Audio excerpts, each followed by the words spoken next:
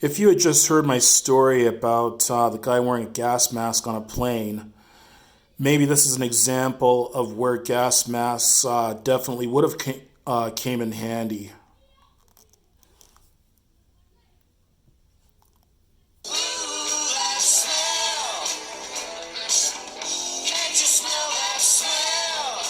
Once again, seem to think that they have the right to do this to the train, and yeah, unfortunately, we can't do much about it as the operator. So yes, once again, we need the public to get together and help take care of this issue because the TTC keeps allowing them on the system, even though they don't have the right to be there when they're doing that to the train and making everybody's ride very, very uncomfortable. It is also a health and safety issue as well.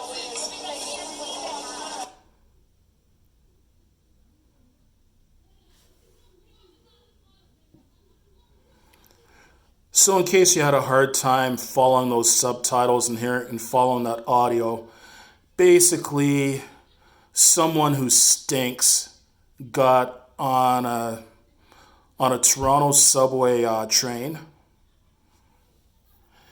and I guess it was really smelling up the train car very badly. And the TTC operator, I guess he was at his wit's end with it. Maybe the same guy kept getting on his train every single day or something.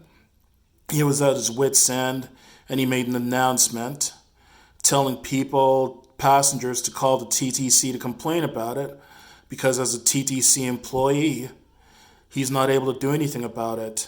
You know what? I can relate to where this guy is coming from and where those passengers are coming from as well too.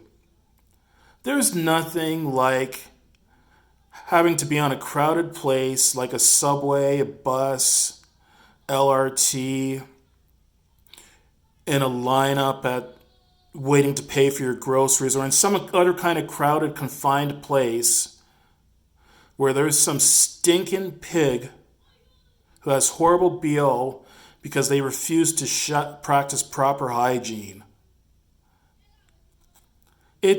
We shouldn't have to put up with that kind of crap. It's disgusting. There's no excuse for it.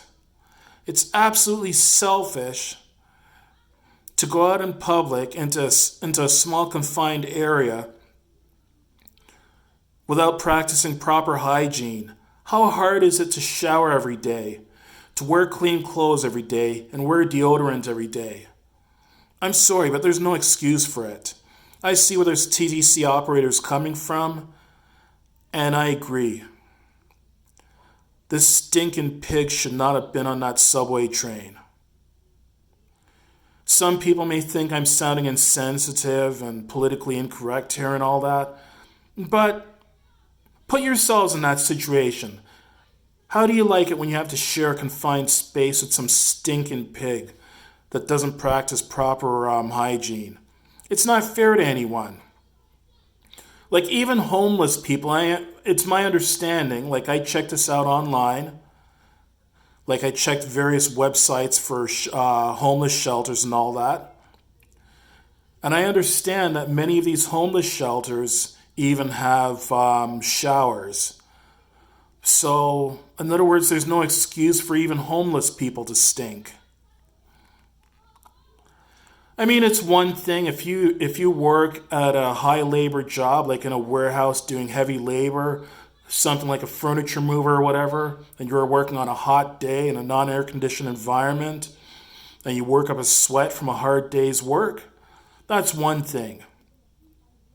But people that just refuse to practice proper hygiene for no good reason, or worse yet, people that do things like they refuse to wear deodorant because they have like I've heard some people saying, oh, they believe that deodorant can cause cancer, that can cause breast cancer or something like that. And other people that refuse to wear deodorant or wear any kind of fragrances because their so-called religion forbids them from wearing deodorant or any kind of fragrances. Well, I guess my idea around the whole religion thing, I think religion's a bunch of crap. And I personally don't understand why people are such are such devout followers of certain religions. But bottom line, if you're going to go out in public,